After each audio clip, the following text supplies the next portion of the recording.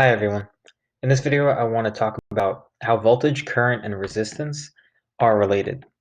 Quick reminder, voltage is electric potential um, measured in volts. Current, you saw in the video, was the flow of charges, and resistance is sort of like a property of a material, and it's how much it kind of resists the flow of charges through that material. Keep in mind, everything is made of charges, so resistance is really a property that describes lots of materials. I want to dive into these concepts a little bit more with this. So what we have here is a battery, some wires, and this is called a resistor. And we know that you can see that if I connect this, you'll see charges flowing. Have a voltage difference here. There's a path. Charges will flow. But let's say I want to measure some things about this. How do I do that? This is called a voltmeter, and if I take it between 2 points, I can measure the voltage between those 2 points. So right now the voltage between the two ends of the battery is 9 volts. Big surprise. So this right here is called an ammeter, A-M-M-E-T-E-R, and it measures the current flowing through it. So how many charges per second are flowing through it. And what I need to do, the voltmeter can kind of go on either end of a circuit element, but the ammeter needs to go directly into your circuit, so the charges literally flow through it. And so if I wanted to measure the voltage across this circuit element, that's how I would do it. This is a simulation. I want to share with you a real life example of this, but I want you to basically predict. With this setup, if I was to dial up the voltage on the battery, what do you think would happen to the current through the circuit? And what do you think would happen to the resistance? So what I'm really asking you to do is, what do you think the shape of this graph looks like? What if I have voltage on the y-axis and current on the x-axis? If I change the voltage, what's going to happen to the current? I'm not exactly dependent variable correctly, I guess, but it comes out nicely if you put voltage on the y-axis. So what do you think it's going to look like? Predict for a moment. Okay, and this is that setup in real life. So you have this, it's called a power supply, and it's essentially a battery that you can change the voltage. This is the positive end, the negative end. Positive is typically red. This is that ammeter that it's connected on the circuit. The wire goes directly through it, and that's what's measuring the current. This is your resistor. It's a 120 ohm resistor, and then you see the voltmeter is attached to either end, and then it connects to the negative end. So um, what do you think the graph's going to look like? Spoiler alert, when you look at it, the shape of the graph comes out like this. Voltage on the y-axis, current on the x-axis. It is a straight line. This is the equation.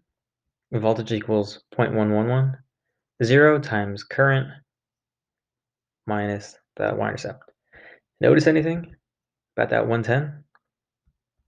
That roughly corresponds to the resistance here. And in fact, that's what we would expect.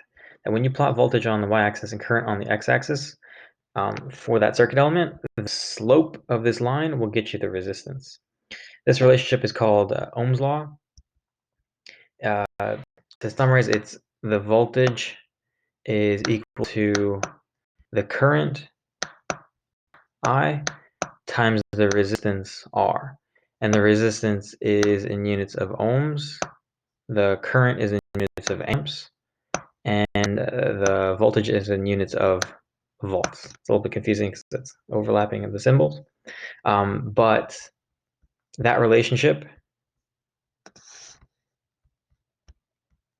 is why that holds. This is in milliamps, so that's thousandths of an amp, and that's why it's 0.110. Um,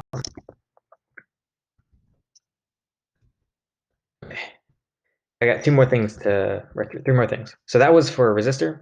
What do you think the graph is going to look like? That same V versus I graph is going to look like for an electric motor.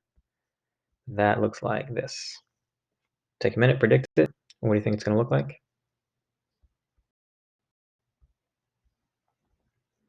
And this is what the motor looks like. It's not a straight line. It's a curve. It's I versus V, but you'd still see it curve. So it's not a straight line. Interesting, right? Two more examples. I got an incandescent bulb and then a spool. So let's do the wire.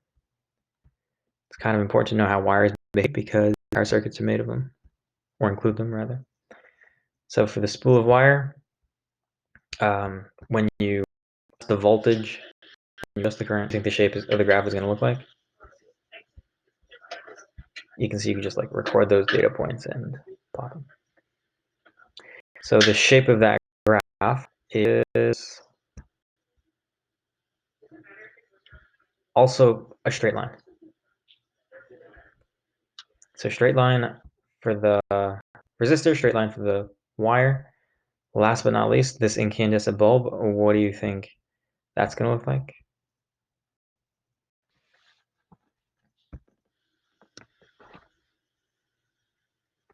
Take a minute to make your prediction for the shape of the graph. Look at that. And then there's light. Voltage is going up. Current is going up. It's getting brighter. What do you think is happening to the slope?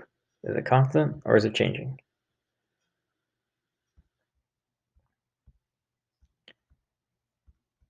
And when we look at the data, it changes. It's maybe not as obvious as with the fan motor, but it's not as great as the others.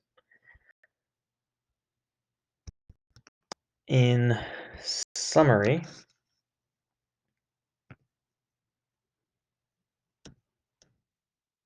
the voltmeter,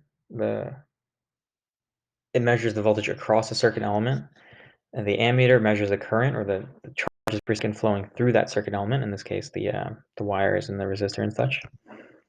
Resistance is a property of an object, and when you apply that voltage across any of the circuit elements, you're going to get charge flow through it.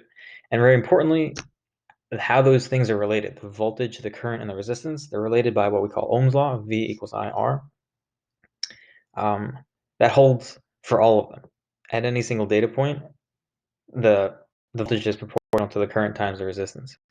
But for some objects, the slope on this V versus I graph is constant. So we call that object ohmic because it obeys Ohm's law very nicely.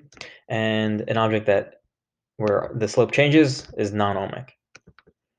Yeah, a lot of things will behave non-ohmically, but like in certain ranges, the slope will be basically linear. So like the light bulb probably wasn't exactly linear, but you can approximate it as ohmic. Final question to leave you guys on, something to maybe spur some discussion. Why do you think, let me get out of the way, why do you think the resistance was not constant for the motor and the light bulb? What do you think is causing that? Yeah, think about it, leave a comment. Okay, that's all. See you next time.